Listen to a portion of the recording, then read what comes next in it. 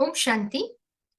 तो इस सेशन में हम रीबर्थ के ऊपर श्रीमद् भगवत गीता में जो रेफरेंसेस दिए गए हैं वो देखेंगे। अगेन अगर आप पहली बार ही ज्वाइन हुए हो तो आपको बता दें कि हम यहाँ संस्कृत शब्द का अर्थ ही देख रहे हैं। ये बीच की जो क्लैरिफिकेशंस है उसको अभी आप समझ नहीं पाओगे।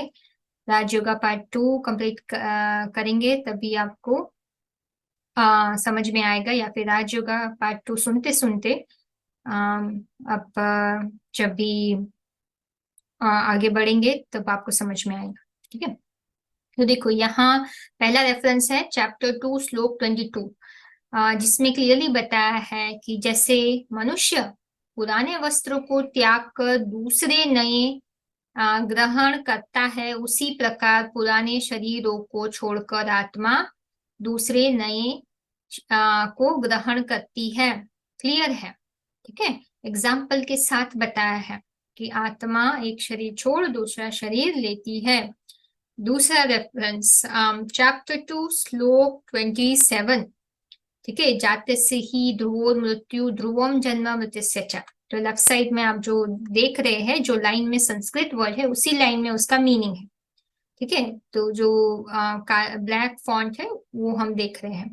ठीक है, क्योंकि जन्म वाले की मृत्यु निश्चित होती है और मरने वालों का जन्म निश्चित है ना। तो इसलिए बहुत लोग होते हैं ना कि कोई शरीर छोड़ देता है, मर जाता है, तो सालों और कितने सालों तक उसकी याद में दुखी होते रहते हैं। ठीक है, लेकिन अभी ये फैक्ट स्वीकार करना जरूरी है कि जिसका जन्म हुआ है शरीर तो छूटना ही है। ठीक है, तो ये श्लोक से हमें अभी रियलिटी को एक्सेप्ट करना हम सीखते हैं। ठीक है, और भगवान की वाणी जब सुनेंगे तभी तो ये श्लोक अपने जीवन का भाग बन जाएगा। ठीक है, जो भगवान अभी पढ़ा रहे हैं राजयोगा पार्ट 2 में। ओके, तो अभी आगे बढ़ते हैं। ठीक है, तो देखो ये दूसरा श्लोक है 15वां अध्याय का 8वां श्लोक। ठीक है, जिसमें क्या क्या कह रहे हैं? ठीक है, कि ये आत्मा एक ये शरीर से को छोड़ती है तभी अपने साथ क्या लेके जाती है? ठीक है, अपने संस्कार लेके जाती है। ठीक है, तो माना आत्मा जाती है तो कहीं आ, संस्कार लेके पहुंच रही है ना। ठीक है, तो इसमें वही बोला है जैसे वायु फूलों से सुगंधियों को इनको लेकर जाता है। ठीक है, वैसे ही आत्मा ऊपर निकलता है और जब देह को भी धारण करता है। ठीक है, तो आत्मा जब शरीर छोड़ता है, देह दूसरी देह में जाता है, तो अपने साथ क्या लेके जाते हैं? संस्कार लेके जाता है। तो वो भी एक श्लोक है जो हमें बता रहा है। ठीक है, कि आत्मा पुनर्जन्म लेती है। ठीक है, और एक श्लोक है दूसरे अध्याय का 13 श्लोक।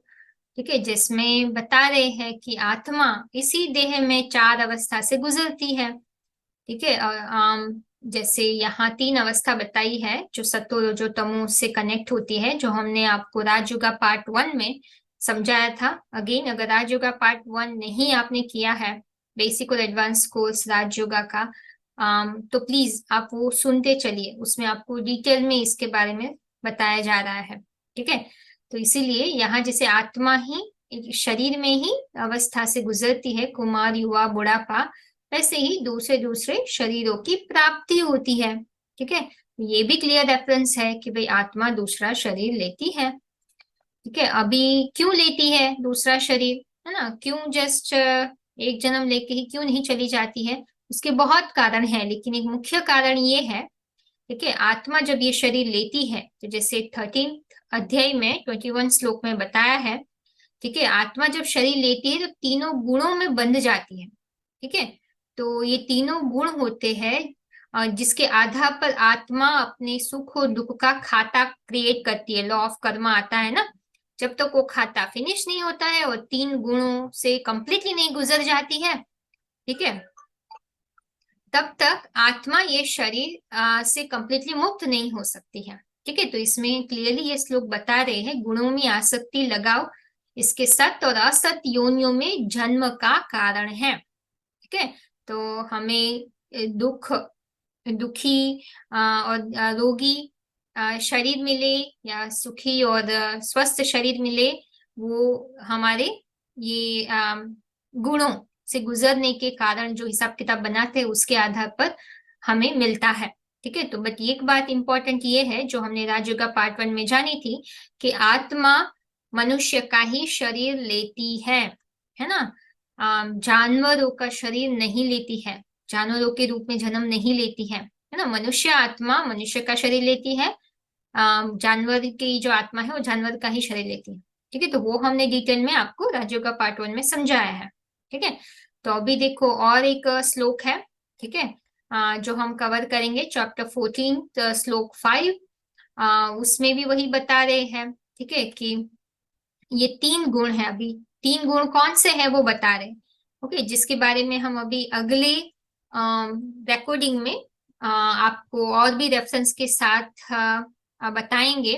सतो रजो और तमो गुण। ठीक है, वो 3 गुण हैं जो प्रकृति माना शरीर से उत्पन्न होते हैं। ठीक है, और अविनाशी आत्मा को देह में भली भांति बांधती है।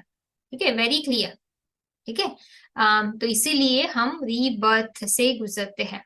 ठीक है, और भी कोई प्रश्न है तो कॉन्टेक्ट इन्फॉर्मेशन नीचे है डिस्क्रिप्शन बॉक्स में, और एंड ऑफ द वीडियो भी आपको मिलेगा। ठीक है, बेस्ट विशेस आपको राजयोगा की आगे की स्टडी के लिए। ओम शांति।